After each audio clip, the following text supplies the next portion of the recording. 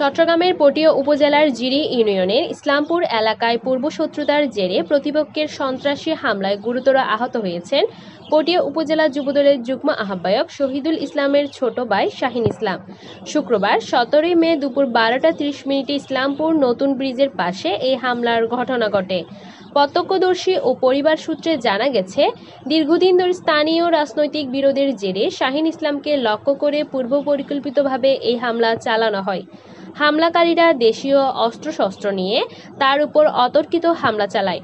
পরিবারের অভিযোগ, স্থানীয় প্রভাবশালী আওয়ামীপন্থী সন্ত্রাসী সাইফ, তার সহযোগী জসিমউদ্দিন, জাকির উদ্দিন, ইমরান সহ আরও কয়েকজন হামলায় অংশ নেয়। তারা লোহার রড, পাইপ ও কাঠ দিয়ে শাহিনকে এলোপাতাড়ি মারধর করে এবং শরীরের বিভিন্ন স্থানে গুরুতর জখম করে। এক পর্যায়ে শাহিন মাটিতে লুটিয়ে পড়তে অচেতন হয়ে গেলে হামলাকারীরা পালিয়ে যায়। আহত অবস্থায় স্থানীয়রা তাকে উদ্ধার করে পটিয়া উপজেলা স্বাস্থ্য কমপ্লেক্সে ভর্তি করেন। এই ঘটনায় আহত ব্যক্তির বড় ভাই শহীদুল ইসলাম পটিয়া থানায় একটি লিখিত অভিযোগ দায়ের করেছেন।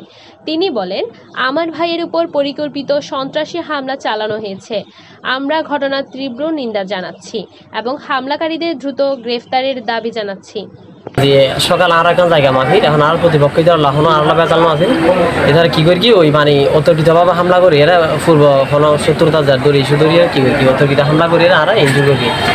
শুরুতে 3-4 ভাই আছে, এক ভাই কি করি ওই মানে গলা চিবিতে কি যাতে বেশি শুনি চাইছি, আর এক ভাইয়া ওই কিল ঘুষি ইচ্ছা মতো লাথি কিল ঘুষি দিই কারণ আর সবুত আঘাত লাগি, তারপর ওই আর ওই নাকুত ঘুষি লাগি আর কি ওই আর ভিতরে নাক ফাড়ে গিয়ে আর মাথা তো ঘুষি বেগি আর মাথা তো এখন পছন্দ নাকের ভিতরে রক্তকরণ হই এবং মাথার প্রচণ্ড ব্যথা আছে এখন।